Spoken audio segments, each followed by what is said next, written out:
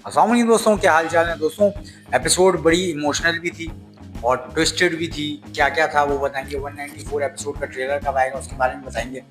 तो दोस्तों, स्टोरी बड़ी ज़बरदस्त किस्म की उठी है। शुरू में थोड़ी सी जंगें दिखाई गई, जीगत की असली हकीकत भी दिखाई गई कि जीगत कितना दोगला है।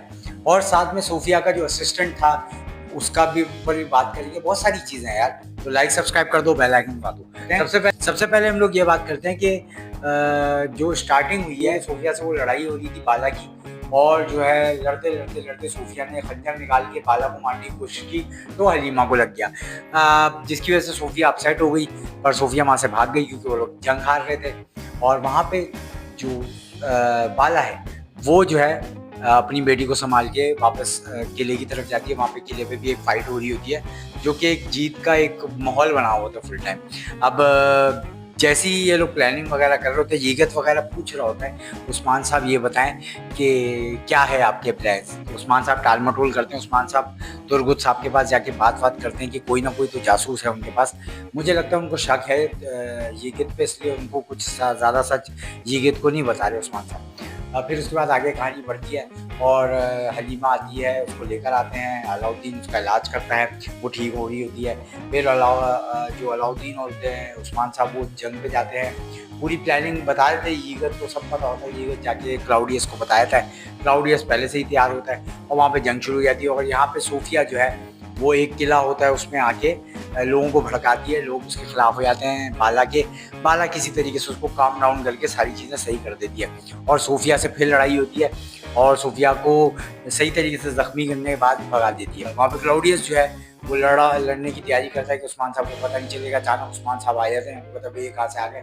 फिर एक बहुत बड़ी जंग होती है और उस्मान साहब जीत जाते हैं। वहाँ पे परचम लहराते हैं। तुरगुत साहब एक फताहाना अंदाज में गुफ्तगू करते, सारे लोग को एक मतलब लू करवाने वाली स्पीचेस करते हैं। तो बड़ा मज़ा आया देख के सारी चीज़ें। फिर हलीमा सही हो जाती है। फिर ये लोग मतलब एक तरह से दावत रखते हैं। तो वहाँ पे दबा के दुल्हन खातून जो है ना वो दबा के पानी पी रही होती है, जिसमें जीगत की चालों से वहाँ पे पॉइजन मिला होता है और वो बेचारी पी लेती है, जिसकी वजह से वो बीमार हो जाती है और बहुत ज़्यादा बीमार हो जाती है। उस्मान साहब भी पी लेते हैं और फिर दिखाते हैं कि ये सबको जो है ना मतलब हॉस्पिटल टाइप जगह पे ले जाते हैं। वहाँ पे इलाज शुरू हो जाता है। पर जारगुताई ऐसे रो रहा होता है जिससे पता चल जाता है कि उलगन खातून नहीं बचेंगी। और वही होता है गाजी का बड़ा इमोशनल, वो माँ बेटे का सीन बहुत इमोशनल था। फातिमा और हलीमा का भी इमोशनल सीन था, वो मैंने डिस्कस नहीं किया, जिसमें वो हलीमा को बोलती है कि मैं तुझसे आज इसके बाद नहीं लड़ूंगी, तू बस सही हो जा। वो सही हो जाती है। वो बड़ा इमोशन था। और ये वाला भी बहुत इमोशन था जिसमें गाजी रो रहा होता है अपनी माँ को लिपट के और चारगुताई भी रो रहा होता है अपनी बीवी को देख के। बीवी थोड़ी सी कॉमेडी करके फिर वहाँ से उसका एंड हो जाता है। और बड़ा ही गलत दिखाया। पहले जो आईगुल थी उसको हटा दिया, अब गुलगान को हटा दिया, मतलब चारगुताई को भी खाली कर दिया। अरे अभी तो जितने भी सिपाही थे उनकी शादी करानी थी, ये एक बंदे को बिल्कुल खाली कर दिया। ये मुझे तो समझ नहीं आई कि क्यों हर सिपाही की बीवी को मार दे रहे हैं, सिर्फ बाला बचती है। तो ये बड़ी कॉमेडी वाली बात है। बाकी जो है कहानी में बहुत ट्विस्ट एंड टर्न्स देखने को मिले। ईगत के साथ एक उसकी पर्सनल सेक्रेटरी जो क्लाउडियस की होती है वो ईगत के साथ साथ रहती है। ईगत उसको समझा रहा होता है। ईगत समझता है वो जीत गया है, उस्मान साहब बीमार हैं, और वो क्लाउडियस को भेज देता है कि भाई क्लाउडियस अब जाके तुम लोग जो भी है फतह करो, अब कोई रास्ता क्लियर है। मुझे लगता है उस्मान साहब को सारी प्लानिंग पता है। उस्मान साहब ने क्या किया, फौरी जो है क्लाउडियस के पास आके सामने वो बता रहे कि बीमार थे कैसे आ गए। तो बाद में ये पता चलता है कुछ ना कुछ चालाकी थी जो हुई।